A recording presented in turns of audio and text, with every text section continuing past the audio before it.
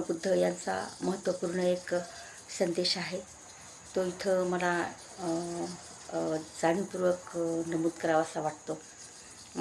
भगवान बुद्ध आणि त्यांचा धम्म या डॉक्टर बाबासाहेब आंबेडकर लिखित जो धम्मग्रंथ आहे, त्या ग्रंथामध्ये हा उपदेश इथं आलेला आहे आणि तो उपदेश अतिशय महत्त्वपूर्ण आहे, सर्वांना मार्गदर्शक असा ठरणारा आहे.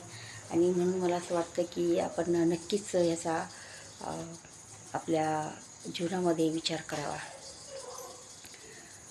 तथागत बुद्ध एका प्रसंगी एके ठिकाणी असं म्हणतात की एखादा व्यक्ती खूप शील सदाचारी आहे, ज्ञानी आहे, धनवान आहे, गुणवान आहे, बलवान आहे, सर्वशक्तिमान आहे आणि अशा व्यक्तीचा त्याच्या सोबतच्या व्यक्तीला 24 तास जरी सहवास लाभत असेल, पण त्याच्या सोबतच्या व्यक्तीला त्याच्या शील सदाचाराबद्दल किंवा तो बाळगत असलेल्या त्याच्या अंगी असलेल्या सद्गुणांबद्दल जर पारख नसेल, तर एखादा व्यक्ती ज्याप्रमाणे वर्णामध्ये पळी दिवसभर ढवळत राहतो, तरीसुद्धा त्या पळीला त्या वर्णाची चव मात्र मुळीच कळत नाही.